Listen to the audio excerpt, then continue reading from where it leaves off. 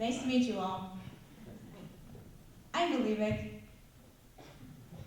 Most people would be absolutely ashamed to introduce themselves that way. Mental illness is something that a large population of us struggle with every day, and we keep it a secret. So, even though I struggle with mental illness, there's more to me than my diagnosis. To start off, I have a name. My name is Jenny. And I'm in eating disorder recovery, but there's more to me than that. I also am passionate about art. I'm an artist. I am a writer.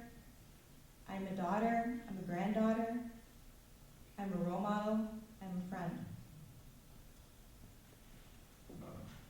But what does this mean? What does it mean to have an eating disorder? Because when I first walked in here, I could have introduced myself as an artist instead of a bulimic. But regardless of what label I place on myself, I'm still the same person. Society's influence on us, it changes the way that we perceive mental illness and eating disorders in general. Regardless of background, it's just all of our experiences are unique. I am unique in that I have lived this. I have lived in complete captivity of my own mind, and I've been detained by my own thoughts for too long, but I'm in recovery, and I've been in recovery for around 3 months now. I'm very proud to say that, and in these days of recovery, I've been asking myself, like, the deepest roots of my illness, and what brought me to where I am now? Is an eating disorder something that you can just catch? Can you catch an eating disorder? I have primarily struggled with anorexia and bulimia. And a lot of people are familiar with these two, but just a refresher is that anorexia is characterized by severe caloric restriction, so like not eating, intense fear of weight gain,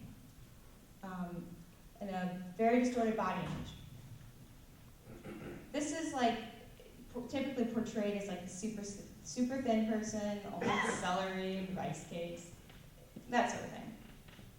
And bulimia is also pretty well known. It's characterized by cycles of binging and purging. And binging is, as in binge eating, is the consumption of a large amount of food within a short amount of time. And for bulimics, the binging has purging after it to alleviate some of the anxiety they feel about indulging. Purging takes many forms. It can be either self-induced vomiting, which is what most people are familiar with, but it can also be use of laxatives or diuretics, prolonged fasting, or excessive exercise. And the thing about eating disorders is that since society's role in what we understand about eating disorders is that it influences the way we treat them and the way that we look at other people. A lot of people think that eating disorders is just a byproduct of society's pressure for us all to look a certain way. All of us need to look thin, and a lot of people love to pin it on the modeling industry. But there's more to it than that. Eating disorders have more than just society's component, and the typical stereotype, people tend to think that eating disorders only affect white, female, upper to middle class, teenagers. Ooh, that's awkward, I just described myself. So that has me asking, how much of my eating disorder was acquired by genetic predisposition? How much was acquired by environmental factors? Well, so yeah, I do have an eating disorder, right? But I also have ADHD and clinical depression. Both of these disorders are characterized by a deficiency in dopamine. And dopamine is a handy little neurotransmitter that affects feelings of well-being, satiety, like it controls our appetite, and controls focus.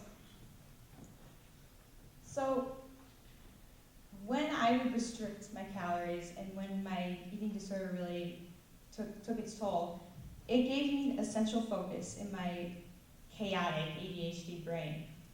It gave me a sense of focus I didn't have before. Having that focal point was what brought order to my life.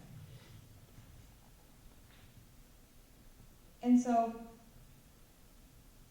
part of my genetic predisposition was through the ADHD and the depression.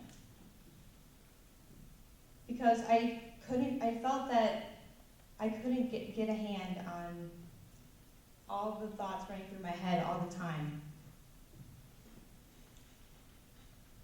And so, since I've been in recovery, I've also learned something. I've learned a lot.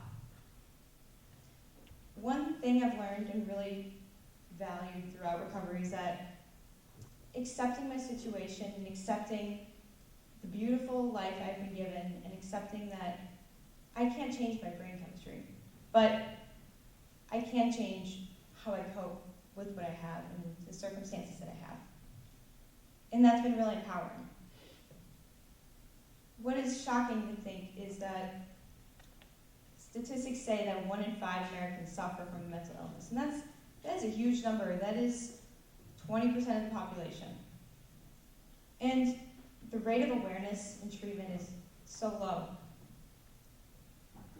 People just hide it below the surface and they are denied treatment. Well, not denied treatment, but they feel that it is not socially acceptable and that shame is often a barrier to treatment. I hope that one day we will be able to approach mental illness, eating disorders, depression, just like any other illness, like a common cold. The more we talk about mental illness, the more we come forward and shed our shame. The stigma will eventually fall. And that's what will empower us, one day at a time. Thank you.